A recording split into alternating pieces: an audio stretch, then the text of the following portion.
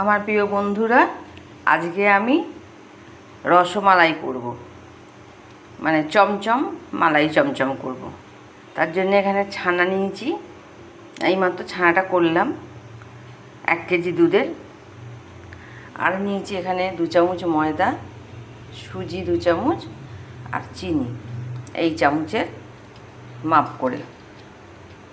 এবার ছানাটাকে একটু মদে নিয়ে তারপর তোমাদের দেখাচ্ছি।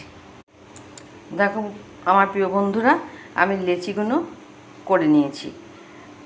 ছানাটাকে ভালো করে মুদে নিয়ে তারপর লেচিগুলো করে রেখেছি। এইবার আমি ল্যাংচার আকারে করব, তখন তোমাদের দেখাবো। দেখো আমি সব ল্যাংচাগুলো করে নিয়েছি। এইবার ক্ষীরটা করে দেব, যখন ক্ষীর করব তোমাদের দেখাবো। আমার প্রিয় বন্ধুরা, দেখো কড়াতে আমি 1 চামচ ঘি দিলাম।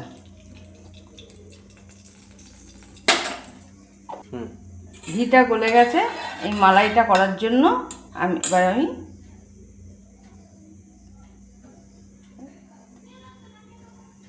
এই দুধটা দিয়ে দেবো।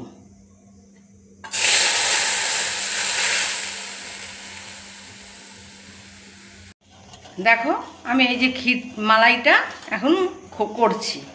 এর মধ্যে আমি চিনি দেবো অল্প করে 3 চামচ, বেশি চিনি দেব না। তোমরা যদি খাও বেশি মিষ্টি। দেখো আমার মালাইটা হয়ে গেছে। এর থেকে বেশি ঘন করা যাবে না, ফ্রিজে রাখলে জমে যাবে।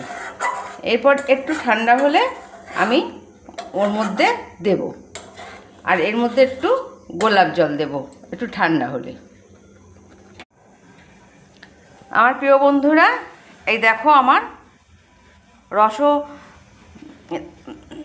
কি বলে এখানে, এটা রসমালাই হয়ে গেছে।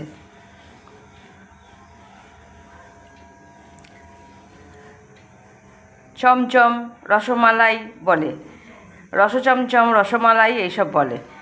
তা যাই হোক, আমার হয়ে গেছে। আমি এলাচ গুঁড়ো দিইনি, আমি এখানে তোমার একটু গোলাপ জল দিয়েছি, যাতে গন্ধটা টেস্টটা আলাদা রকম লাগে। আমি দিইনি, এলাচ গুঁড়ো দিইনি। তোমরা এইভাবে করে খেয়ে দেখো, আর কেমন হলো, খেতে কেমন লাগলো তোমাদের আমাকে কমেন্ট করে জানিও। লাইক, শেয়ার, কমেন্ট করো, সাবস্ক্রাইব করতে ভুলো না, বেল আইকনটা প্রেস করে রেখো। যারা ইউটিউব থেকে দেখছো তারা সাবস্ক্রাইব করো।